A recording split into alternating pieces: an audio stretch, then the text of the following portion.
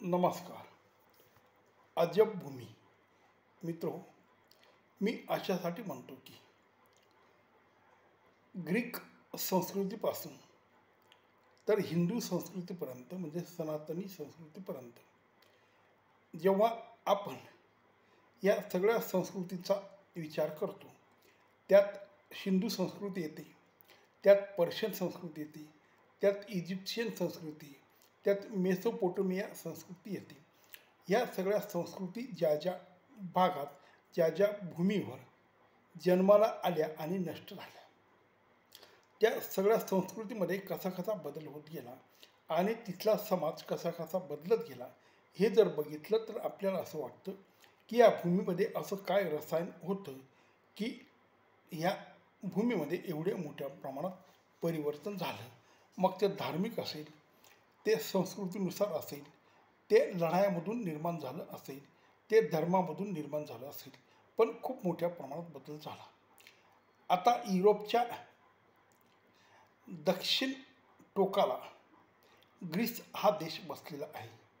या देशामध्ये ग्रीस संस्कृती होती, पण नंतर ख्रिश्चनांच्या आगमनानंतर ही संस्कृती पूर्णपणे संपली आणि आज त्या ठिकाणी सगळा समाज ख्रिश्चन आहे आणि त्यांची संस्कृती ही ख्रिश्चन संस्कृती आहे. म्हणजे ज्यू लोकांकडनं आलेलं जे काही त्यांचा अभ्यास असेल, जे काही विद्वान असेल, जे काही चालीरीती असेल, त्या सगळ्या ग्रीकांनी घेतल्या.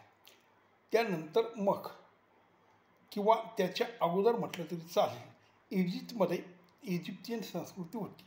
पण आज ना इजिप्ती भाषा राहिली, ना इजिप्तची संस्कृती राहिली, ना इजिप्तचे पेहराव, रहनसहन, खानपान, रीतिरिवाज काही राहिले नाही.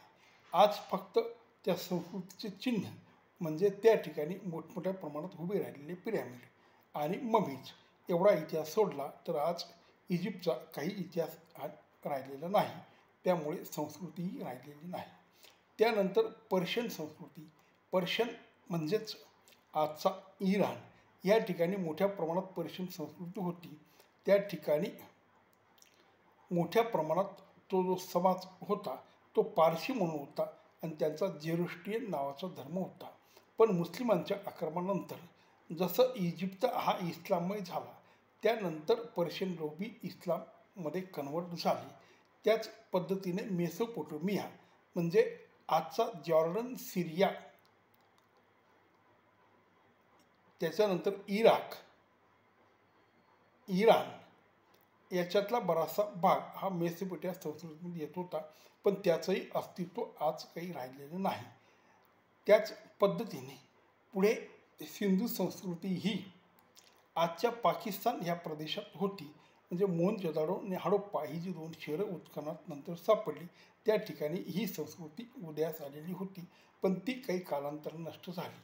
त्यात संस्कृतीचे काही भाग नंतरच्या हिंदू समाजाने किंवा सनातनी समाजाने तिथल्या काही रीती, सण, उत्सव, देव देवता घेतले आणि पुढे ही हिंदू संस्कृती फुलली आणि ती आज मात्र जगातली एकमेव जुनी संस्कृती आहे की ती आज टिकून आहे.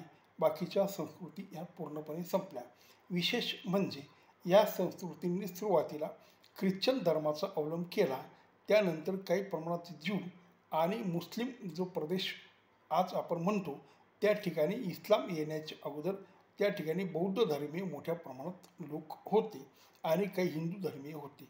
त्यानंतर इस्लामचं आक्रमण झालं आणि त्यांनी सारा वाळवंटाच्या प्रदेशामधून म्हणजे दक्षिण आफ्रिकेच्या उत्तर ह्या विभागातून मोठ्या प्रमाणात इस्लामीकरण व्हायला सुरुवात झाली आणि त्यात मग मेसोपोटेमिया संस्कृती, पर्शियन संस्कृती आणि इजिप्शियन संस्कृतीचा समूळ नाश झाला.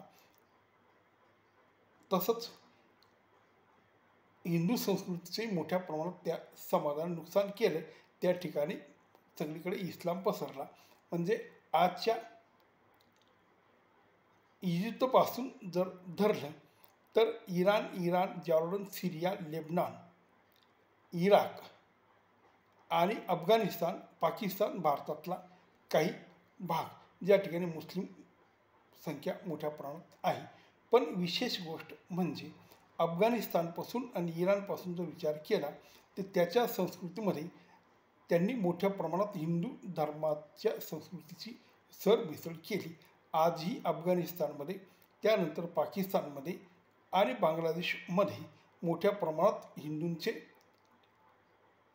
भाषा म्हणजे आजची जी उर्दू भाषा आहे ही हिंदीचीच मूळ त्या रूपांतरित झालेली भाषा आहे. म्हणजे मुसलमानांनी अरबांकडून भाषा घेतली नाही, पेराव काही प्रमाणात घेतला. रीतिरिवाज हे हिंदू रीतिरिवाजाप्रमाणे आहेत. सण, लग्न समारंभामध्ये होणाऱ्या वेगवेगळ्या विधी याही बऱ्याचशा सनातन ह्या धर्मातल्या घेण्यात आलेलं आहे. म्हणजे मेहंदी असेल, त्याच्यानंतर लग्नाचे गाणे असतील, लग्नाच्या काही बाकी रीती असतील, ह्या बऱ्याचशा यांनी हिंदूंकडनं घेतल्या.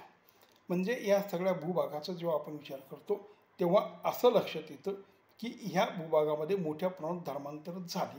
सुरुवातीला ख्रिश्चन, त्यानंतर अगोदर काही प्रमाणात बौद्ध, नंतर परत काही प्रमाणात हिंदू आणि आज इस्लाम असं रूपांतर या लोकांमध्ये झालं.